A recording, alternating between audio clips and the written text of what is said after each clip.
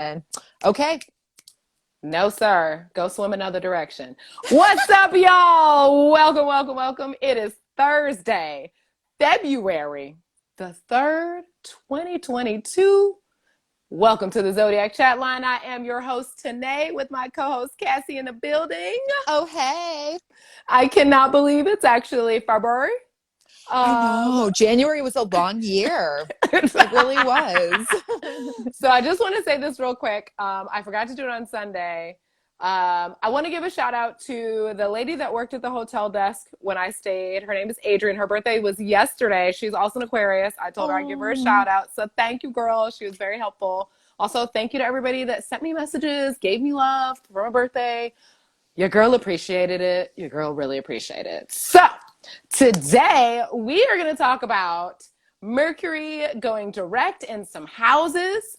So let's all take a moment and take a breath, because what? Mercury has decided to station and go direct, which means he's taking a pause because he's been retrograde so long. Not really, but it's really Long felt enough. like an eternity. Long enough. Especially this past week. I don't know about y'all, but last week I thought was rough. This week, extra rough. So stations direct tonight, and then tomorrow we'll start to go forward and things will begin to ease up a little bit. Communication will get a little easier, right? Mm-hmm. Absolutely. We have a little shadow period to contend with. If you're not familiar with that term, it's like a week and a half, right? Or so on either side of a retrograde where, you know, as you might expect, the energy's still gearing up. So you might experience some of the stuff, you know, you've been blaming Mercury for still, but hopefully to a lesser degree. And we're in such an exciting time right now because once Mercury starts moving forward, all the planets will be moving direct until April 29th, which means we have almost 3 full months of planetary energy that's trying to work with us instead of teach us lessons. Anything that you had planned, that you've been planning since, December, now is the time to look at that plan and put it into action. We're going to be going through, the great part about this is we're going to be going through the rest of Aquarius season, which is, wonderfully social, moving into Pisces season, which gives us a good, spiritual, soulful, dreamy energy, and then right into Aries season, which takes off of fire, action, go, go, go, go, go, and then smooth it out into Taurus season. And then right before everything goes retrograde, you can kind of get grounded and it's like, all right, take a break. So pretty much like Valentine's Day on, it's like full force. But right now it's like, just get all that energy going, It's time to let loose. I am extremely excited about this time period because, ooh, girl, these retrogrades. Yeah, it has been a lot. I mean, the technology stuff, communication, it just seems like it's been bonkers for everybody. I was fortunate to not feel too affected by Venus retrograde. I felt like I have strong Venus energy in my chart because of my Taurus rising, but we will get to that later. But yeah, I know a lot of people who went through it. We saw a lot of celebrity breakups. Yeah, and I definitely saw people that I had entanglements with pop up in ways that I was not prepared for, which is very on brand for Venus retrograde. It's like, you here? And we just, why? Because Venus was like, you sure you're done? You sure? Yes, bitch, bye.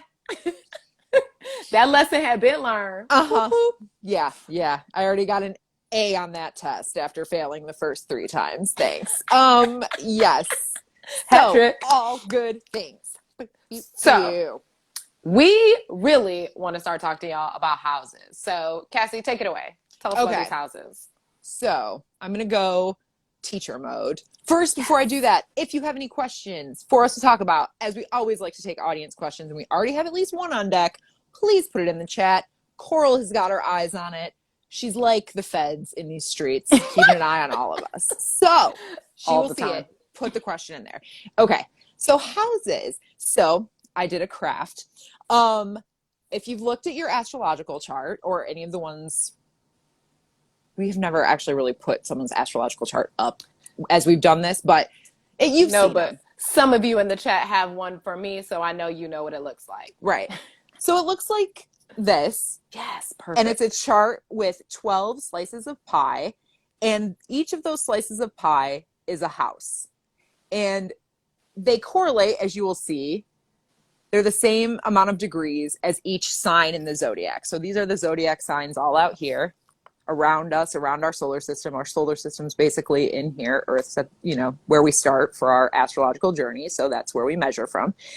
And each of those houses represents a phase of your life and a different arena. They roughly correlate to the beginning through the end of a human life and the kind of the lessons that you learn and the evolution that you go through. And if you have a lot of planets in a certain house in your chart, the area that house governs and the sign in your particular chart that also governs that house will tell you a lot about where a lot of your energy is going to be spent in life. And, depending on the planets and the placements and the aspects and all of that, it can indicate challenges, strengths, and you have to kind of look at multiple elements of a chart to determine how everything factors in. So when you're born, as we've talked about, we start your chart, your ascendant goes to wherever the sun was rising or whatever sign the sun was rising in at that moment of the day. So here's our chart. We've got all of our signs way out here in the universe. And at the time you were born, the sun was rising in Scorpio. So now you are a Scorpio rising. And for your astrological chart, in your first house, you will start with Scorpio, and then you'll move on to Sag, and all of the planets will go in the houses according to what signs they were in. First of all, I just want y'all to understand how awesome it is that Cassie made this, because it's actually perfect. And if you all go home and look at your chart, what she said makes total sense. But just know that we all have our houses a part of our charts. It just depends on where you were born and how they fall into your chart. So Cassie and I are going to start to break them down for you and kind of talk about them a little bit. We're going to start with the first 3 houses. And those houses are really an integration of self and how you view yourself. So the first house is the house of self-awareness. It's how everybody sees you. It is ruled by your ascendant. So no matter what that is, that's the energy that people, when they see you, that's what they see from you. It's usually about your physical appearance. Sometimes it's about, your stature. It's just a reflection of how people see you. But mostly what your self-awareness is and how that relates to you. Let's see, it's a good early childhood energy. It is the first house. So it's kind of when you come into as a little baby, this is what your early childhood energy is like. Then we move to the second house. But let me pause you for a second. So what sign is the first house associated with? So the first house is associated with Aries, which is when you look at the astrological just calendar year, Aries is known as the first sign of the zodiac. That does not mean that your first house will be Aries. That's just the energy that the first house brings. Its ruler, Aries' ruler is Mars, and so that's a lot of fiery, action-oriented, very quick, on-the-go energy. And so for that to be your first house, your integration of self, it's going to be out for everybody to see. And so, for example, if you had a sun in Pisces, but it was also in your first house, how would that change just having a sun in Pisces? I would pray for it. I'm just kidding. That is a pretty intense placement. Anytime you find someone with the same sun sign as their first house and their sun sign, that is the energy that person will always bring. Their life will be dominated by that energy. So somebody with a sun in Pisces and a rising in Pisces is going to be super soulful, but maybe delusional most of the time.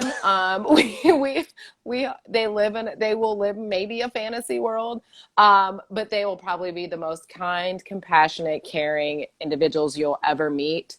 I hope that they find some sort of grounded energy within that. Otherwise, they will be floating from sea to signing sheet left and right. The Pisces symbols, both fish are always going in opposite directions. So if your first house is the same as your sun, you are who you are, which is you don't have a mask. That's probably the benefit. We did have our producer Coral last week, and she has a Sagittarius sun and a Sagittarius rising in the first house. And let me tell you, she is a Sag. I think that is a very excellent thing you just hit on with the first house. Like, that is, if you have a lot of placements in the first house, you don't have a mask, because your first house really is ruling like your physical impression that you're making onto the world and like who you are in like a physical sense. I was thinking about the, imaginary Pisces rising, Pisces sun person, and they're probably like physically really klutzy because they're so like dreamy and just like in space, because I was thinking like, how could that first house affect it? But that was great. Yeah. Okay, so moving on, second house. Sorry. All right, so second house, we're going to try this one again. So second house is associated with the sign of Taurus. It is your relation to substance and value. It is what you value, how you value. It is how you value yourself. So since the first house is what your sense of self is, your second house is how you value that self that you've already created in your first house. So you move on to that. So it is ruled by things that are material and very grounded and very tangible. And that is like your wealth, your finances. It's, it's kind of how you spend money. It's your material security. It's how you feel towards your possessions and other things. And so, if you were to have Taurus in the second house, that would be a really good placement because it's where it's supposed to be and it's very valued and grounded. Say if you were to have maybe Sag in your second house, it could be a little bit fiery, confusing. Sages aren't necessarily known for their groundedness. Nor their value for material things, really. Right. So it wouldn't exactly give you the same type of energy. So as we're moving around the houses, just know that each one builds onto the other. So it's like you're starting as a baby in the first house and you're then moving to like maybe, your toddler, you're just learning how to early childhood work your way through. So that's that second house energy. Mm-hmm. And then we're moving to the third house, and that is associated with Gemini and Mercury. And now we have the first house where we found out about ourselves, the second house where we found out what we value and how we value ourselves. Now, how do we communicate? How do we talk? How do we not talk? How much do we talk? And in what ways do we learn? The third house rules everything that is very much a daily form of communication, really small, quick daily interactions. So your neighbors, your siblings, anything that's really a daily conversations that you have, text messages, all of those things are ruled by the third house, along with just like journal keeping, personal thoughts, brotherhood, sisterhoods, our covens, stuff like that, so that is the third house. So it's kind of like you going to, your little group, your group of friends, like anybody super, super close to you, especially your siblings. I think it definitely rules people close like that, but just how you communicate and how you allow the world to hear your communication style, whether it's written or verbal. I have Virgo in my third house. And so, duh. Like, Cassie's like, of course you do. And so, right.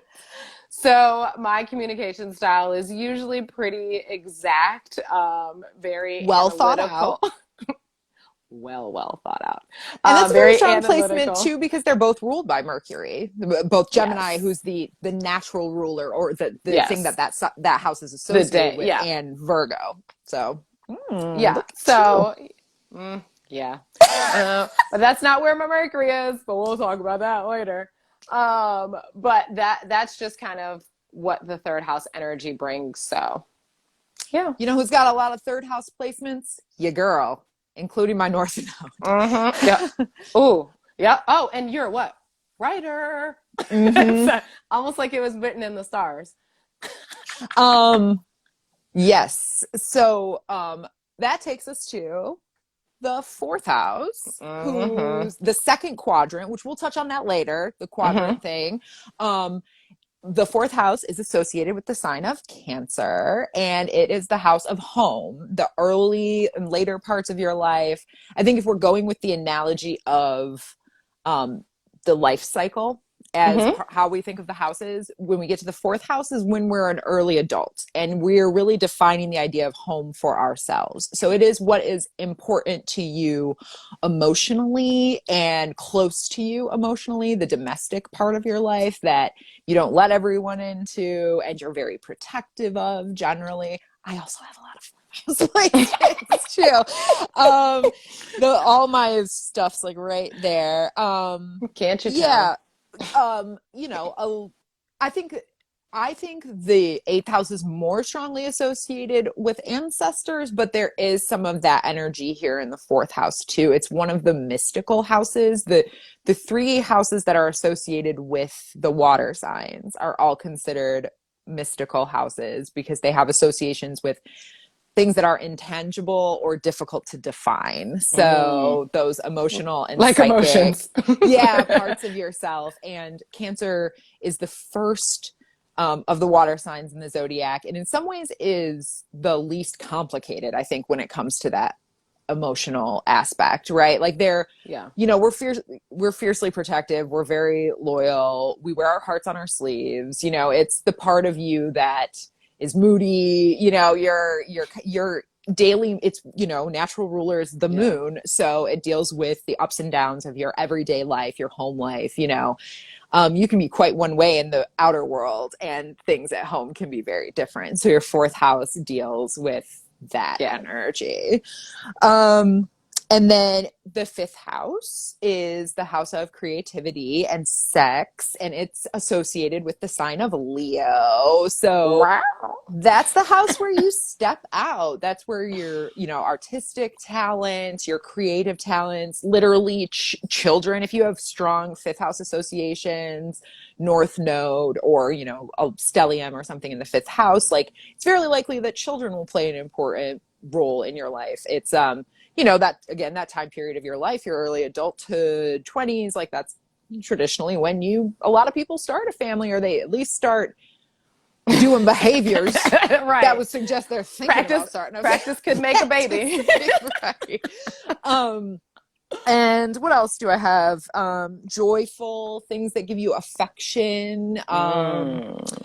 Yeah, it's a generally, jolly, happy, sunny house. So if you have a lot of fifth house placements, congratulations. Those are fun vibes for your life. I mean, unless it's like Saturn, Capricorn or something like that, that could be intense. No, I actually have Pluto in my fifth house. Huh. Yeah. Ruled by Libra? Yeah. Still intense though. Because Pluto's the generational. Yeah. That's why I'm like trying to think about that. That's interesting. I'll tell you about it later. Okay, we'll talk about it. Yeah. So that moves us on to the sixth house, which is associated with the sign of Virgo, and it's the house of service and health. So it's how you give back to others. It can really rule like your like your physical constitution, especially like the part of you that's healthy or not from early in your life. You know what I mean? Like it's less about like the injuries you will suffer later in life and more about like long-term health conditions and effects. And especially, I read this somewhere, it was like, especially like nervous disorders and stuff because of the Mercury influence, you know, and all that mental energy, especially associated with Taurus. Relationships with your coworkers, and the people you serve with, and you know how you navigate those kind of relationships. It can actually also point you toward, you know, areas where you may like how you may treat or consider people who are below or above you, like your status kind of. So yeah, it's like you're, you know, your work people. So once you transition from like, you know, we're moving around, right? And now we're in the 7th house, which is the house of partnerships and relationships, which is associated with the sign of Libra. As everyone here knows, Libras love balance and partnerships. And so that's what the 7th house is. So once we get to the 7th house, you're now relating to other people. It's no longer just about yourself. You're expanding your circle outside of yourself. And now the 7th house is especially a one-on-one relationship to other people. So anytime, whatever your 7th house is, it's going to show you possibly, it's also known as your descendant. So it's always going to be opposite your 1st house. And it's going to show you what you look for in a partnerships, how you may behave within a partnership.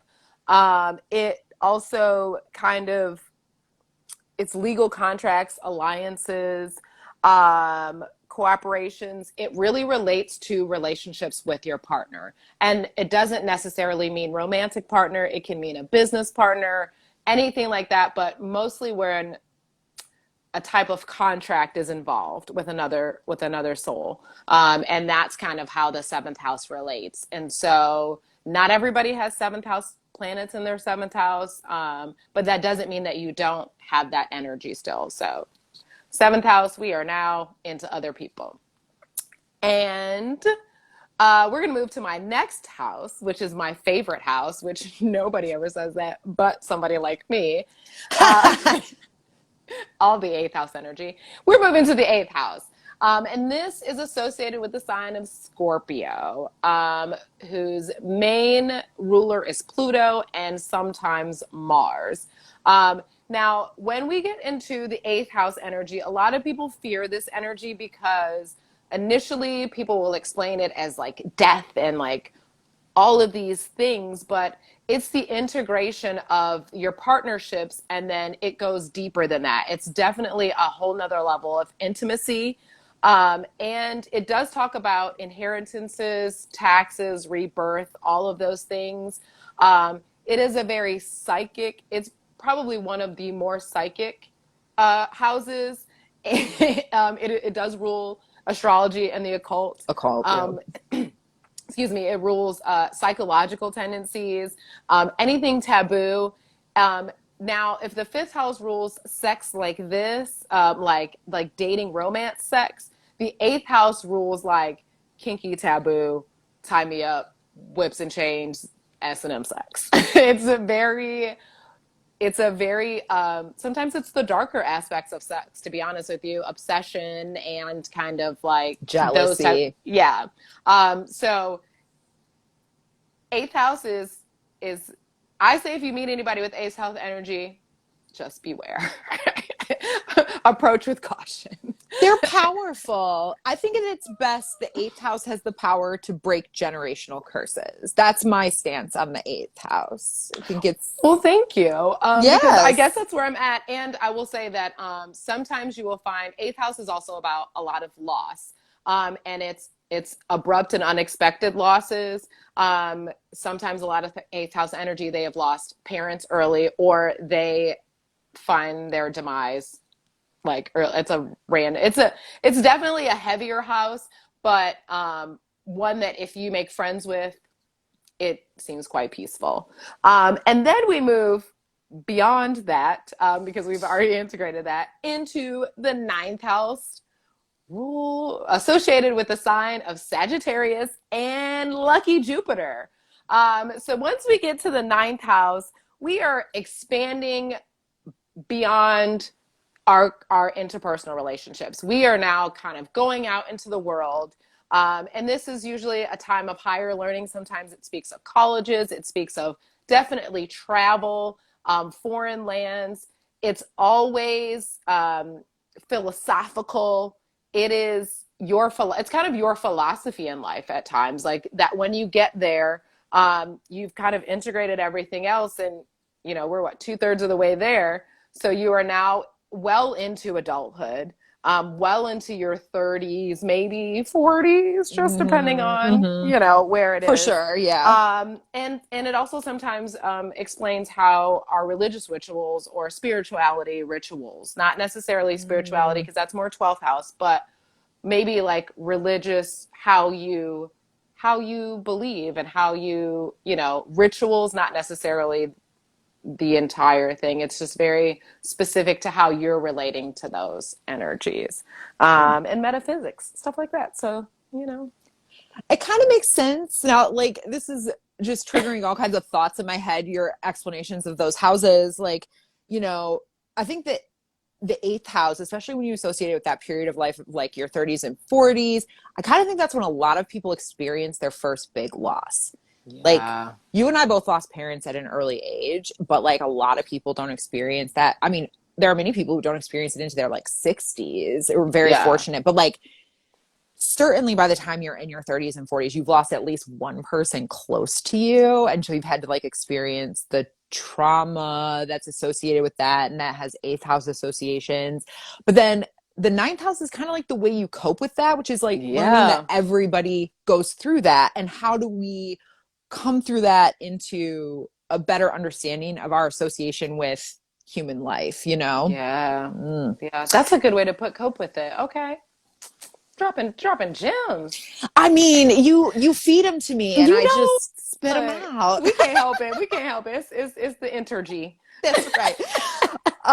Okay, so that takes us to the last quadrant, that starts with the 10th house, which is associated with the sign of Capricorn. It's your house of career and public standing and reputation. My favorite subject ever, sister signs. If you look at its opposite house, the 4th house, ruled by Cancer, or associated with the sign of Cancer, rules the home and your domestic life. The 10th house is all the things that are not that. So your outward life, if we're going with the, time of life, they say people reach their peak earning in their 50s. So think about that period of your life where you're really getting to the, accumulating your greatest wealth and figuring out how to climb to the top of your mountain. That's what your 10th house associations are, how you accept responsibility, what responsibility is thrust upon you. If you have a lot of 10th house placements, you're likely to be a leader and out in the public to gain that reputation, it is a house of public standing. 10th house, your career is you. That's all that for sure. And then so you move from that to the 11th house, which is the house of hopes and wishes, and it's associated with the sign of Aquarius. And I like to think of that as, okay, so that's the humanitarian stuff that once you've made all your money through the Capricorn 10th house period of your life, now what can you really do? What really speaks to your soul? What groups do you want to be a part of? That house rules associations, that you make, which can be professional, depending on if you align your career goals and your, humanitarian goals or your moral goals, I guess, intellectual goals. But maybe it's not. Maybe it's some other area that you have become involved, and you're towards like the end. You're like in your 60s or 70s, like Aquarius is ruling, like you said, after you've already achieved this. How can I give back to humanity and my community and whatever that means, and grandchildren. It's like the not the literal, legacy of passing your genes on, but sort of what is my moral humanitarian, legacy into the world, your idealism. If you have a lot of 11th house energy, it's probably your destiny to work for a humanitarian cause and be involved with big groups of people who are doing important work that you really believe in. And it's likely, if you have a lot of those placements, you are going to be called to something in particular. You're going to have something that activates you, that a community that you find that is very important to you, that is maybe more important than anything else. So that's an interesting. I don't have any 11th house placements. All my planets stop at the 10th house. I actually don't either. Interesting. The only one I do is Chiron, but that's like the wounded hero. That's like my 11th house is Taurus, which to me means I'm just one of those like steadfast friends. Like I kind of find friends for a long time. But no, I don't have a lot of 11th house energy, but I feel like also 11th house energy people are quite popular, especially within their friend groups. They have that's a lot of like, that makes sense. And the last house, the 12th house, which is associated with the sign of Pisces, which has this like a lot of sad words associated with it. Frankly, it really the does. house of secrets, some sorrows sometimes is a word that's thrown in there, and self-undoing, which I think like the 8th house, it's a misunderstood house. It's a very mystical house. Pisces is associated with the end of life, that place between the living world and the spirit world. And it can be, depending on the planets and placements, and you would, if you had a lot of 12th house energy and maybe other kind of less favorable aspects or associations with that within your chart, like it could point to areas where you have lied to yourself. Pisces is ruled by Neptune. It's very delusional in some cases.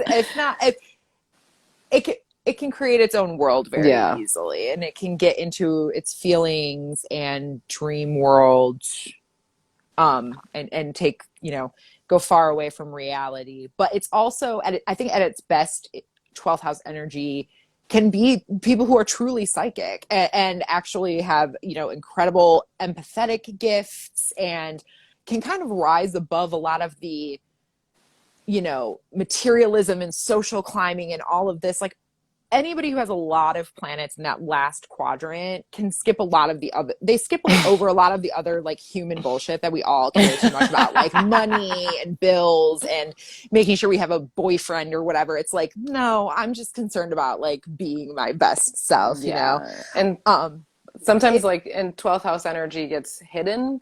And so like, if you have a sun in the 12th house, it's very hard for it to shine.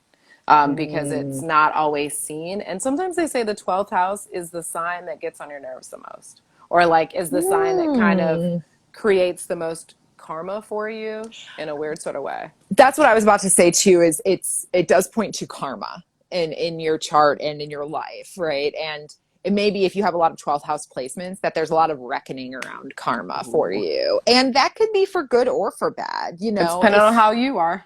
Yeah, it depends on who you were for the rest of your chart, y'all. But it's that placement of getting what's coming to you. Everybody gets what's coming to them in the end, for better or worse. And that's what the 12th house is. It all has to balance itself out at some time. So what were you going to say? I was going to say, I mean, so as we've like talked about this, it's important to know, as you probably have already figured out, you don't necessarily have planets in every house. Actually, I mean, if you consider the lesser influences, it's possible to have them in every house, but you couldn't have major planetary influences in every house. More houses than planets. But you will nonetheless. So again, like whatever, I'm a Taurus rising, just barely. So my chart looks like this, right? So Taurus is here in my first house. So even though I don't have any planets in that first house, especially because your rising sign is an important aspect of your chart, like the sign that rules my first house can still tell me something about that aspect of my life. It just shows that maybe not a lot of my energy is given to that area. Yeah. I don't have any planets in my first house either.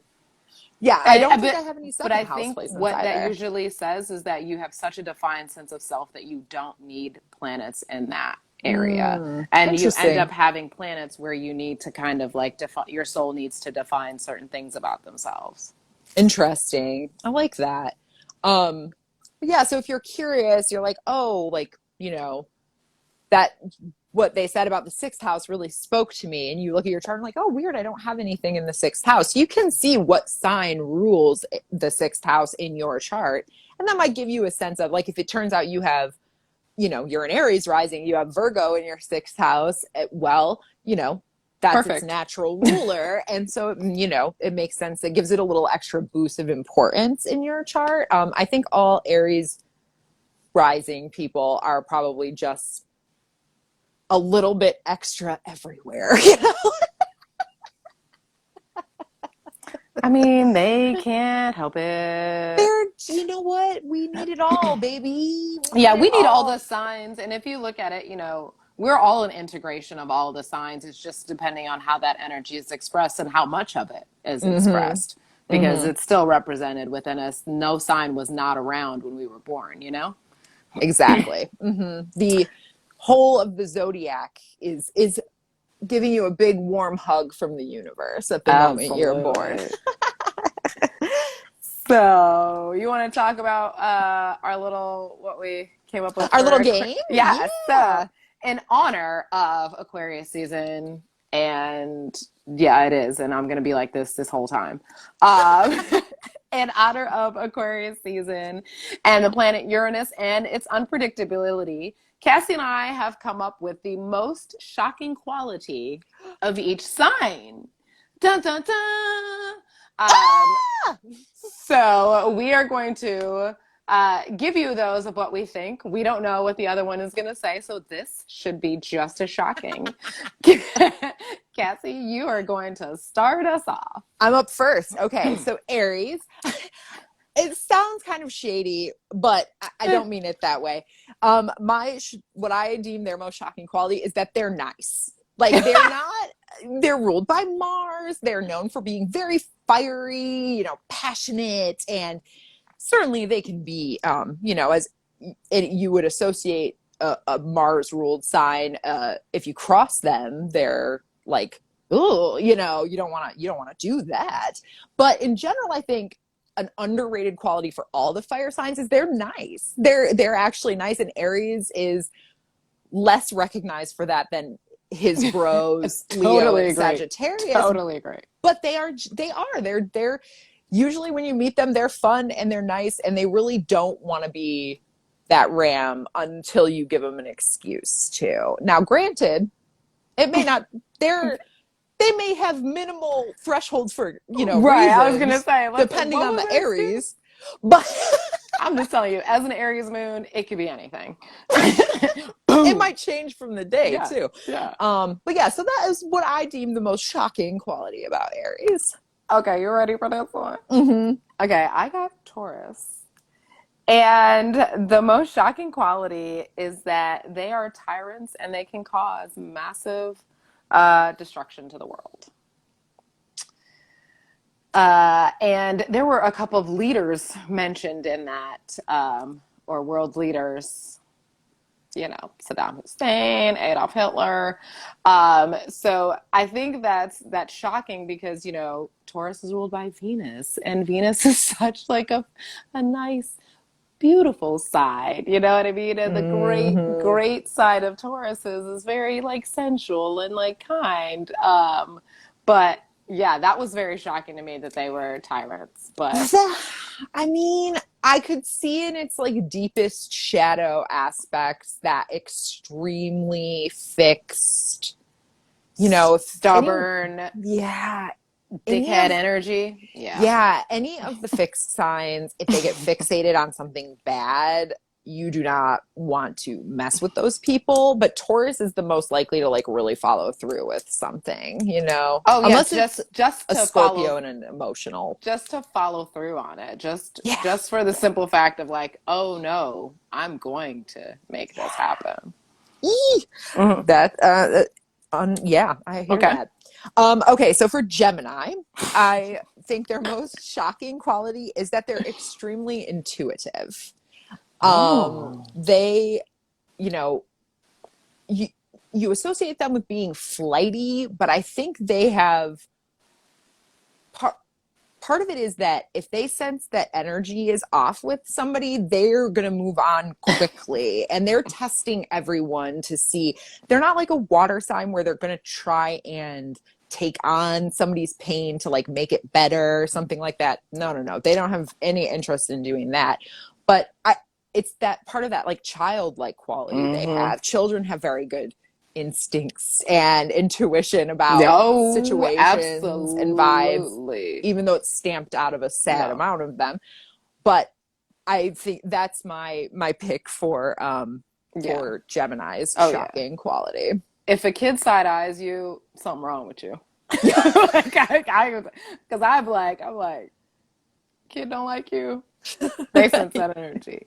Yeah. Okay. You ready for this one? I don't think you're ready for this one. Okay. What is the shocking quality? Cancer is the most arrested criminals.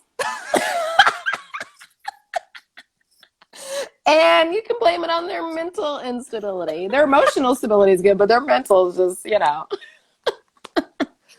That's hilarious and honestly doesn't surprise me. I bet that a lot of Cancer men probably are out here doing just reacting all of the worst ways. Doing it's because they're emotional that they are the worst, because they don't have any mental stability on it. There's nothing can't pause rational. Yeah, there's nothing logical being like, this is probably a crime I'm going to get arrested for. But hey, you know.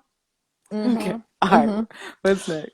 I was just doing my new moon intentions, and one of my things that came up was just like, you know, channeling like detachment from emotional reactions to things and emotional triggers. That's a perfect one for you.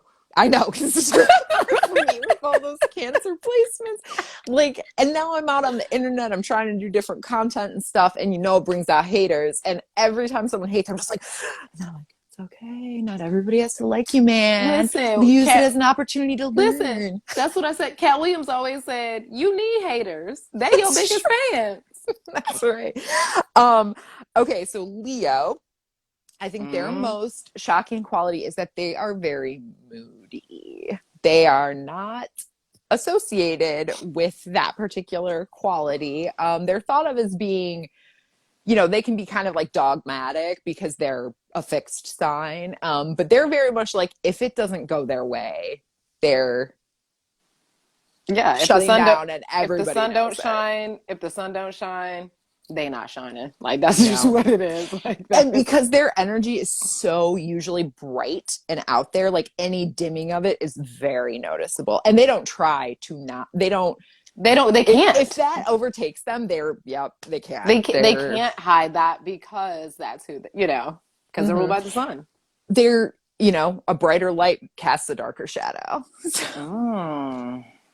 Dropping gems again. Brow, brow. I told you we put in that other one we talked about, but I ain't gonna say that so everybody can hear it. Okay, so next we have Virgo. Then this may or may not be shocking, but they are prone to hypochondria and can worry themselves sick. I know.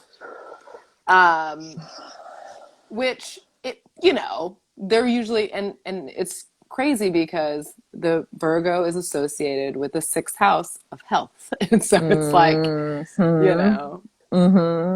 But if you don't get a handle on all of that anxiety energy, and I shouldn't say like get a handle on it like it's something you can just do. I know, you know, if listen, your girl's Lexapro prescription is on the shelf. Like, whatever you have to do to cope with it. Yeah, learning to manage it the best you can so that you don't. However you have to. Exactly. Yeah. Exactly. And having a little, it's hard to get to the self-awareness of that might be what's happening.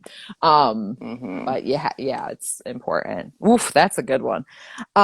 Okay. So my most shocking quality for Libra is that they're pretty manipulative. They're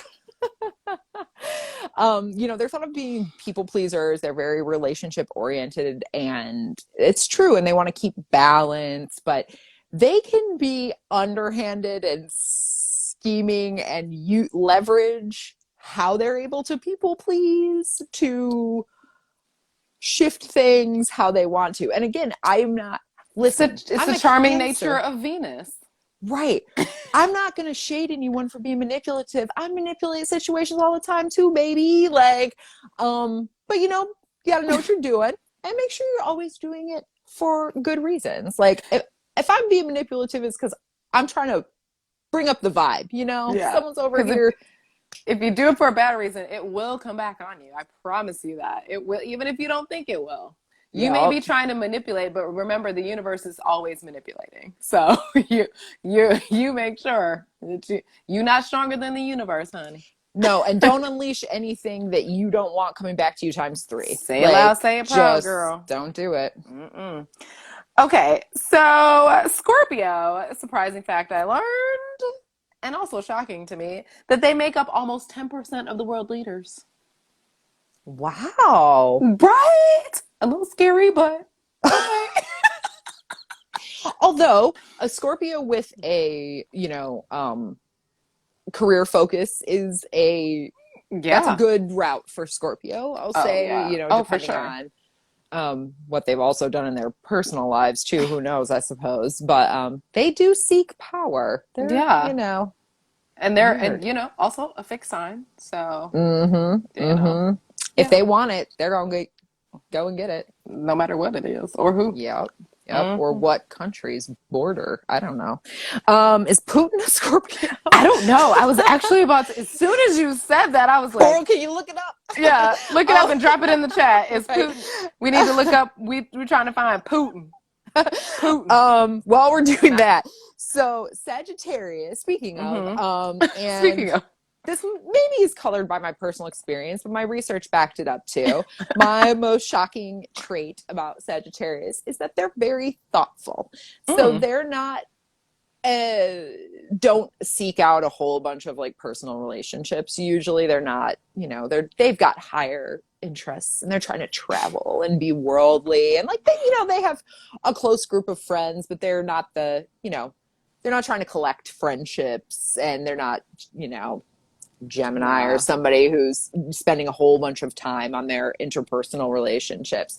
But when they do develop a friendship, a closer relationship with somebody, they have an uncanny memory for things you like and, associations with you, and they're great gift givers, and just like my Sagittarius husband writes everyone's birthday on the calendar every year. He does it every year. He will never forget somebody's birthday. Like, look at your love language being spoken so loud. I know. I'm like, that is so cute and sweet. And like, Coral is an excellent, thoughtful, gift giver too. And she actually made me cry on my birthday gift.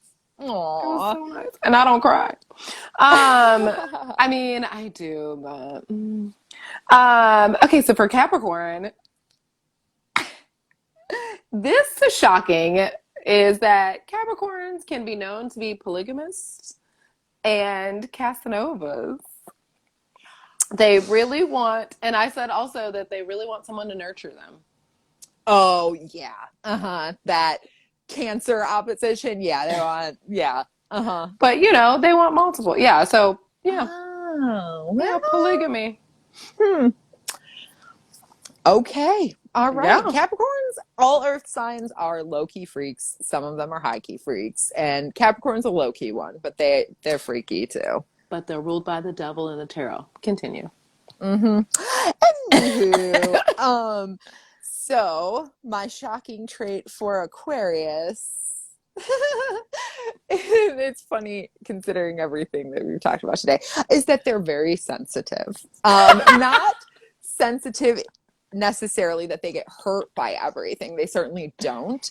But it's that they are aware of the slightest changes in things. Like they're very they think a lot about the environments they're in, the situations they're in, and any discord or newness or brokenness that immediately draws their attention. And they have the ability to detach. It's not necessarily going to trigger these big emotions as parents, we say to our children, or if you're a water sign person, just your life. But they're extremely perceptive to that stuff and very sensitive to it too. It can just really throw them off, subtle changes. So. Yeah. And the vibe is off. I'm out. Yeah. You know where the vibe is good? My bedroom. Good hello. But I think that's I'm glad you said it. I think that's a common misconception that Aquarius is. Although people that know us very well know how sensitive we are. True. So appreciate those that understand it. Mm-hmm. And then, the last one for Pisces, this is what I said. I said they struggle between being a narcissist and a martyr. Between their heart and their mind. Yeah, between their heart and their mind. That's a big struggle. So, at least I'm that. Yeah. Girl. So we got some questions. We only got a couple more minutes left, so we're gonna knock out these questions real quick. We're gonna get you guys a car and we're gonna get out of here. So what we got in the chat, Cassie? Okay, so from Dan, the Hairman Official, a Leo King. Which houses have the most influence on someone's life in their mid-30s? I would say probably anywhere from your seventh house on. Yep. I'm giving that to the old quadrant number 3 over here. These guys, 7, 8, and 9. Yeah. I think 7 is really once you flip from the 6th to the 7th house, that's your 30s. The associations with the 7th house, marriage is traditionally in there. That's the most formalized relationship contract, and that house deals with both. Of course, not everybody gets married at that time. Not everybody gets married at all, but it is the time in your life where a lot of that is happening around you. And I think the time in life where most people have gotten out of the phase of wanting to be with everyone. You left the 5th house pumping everybody. You've gotten through the STDs of the 6th house. Oh, not the STDs of the 6th house. Health, baby.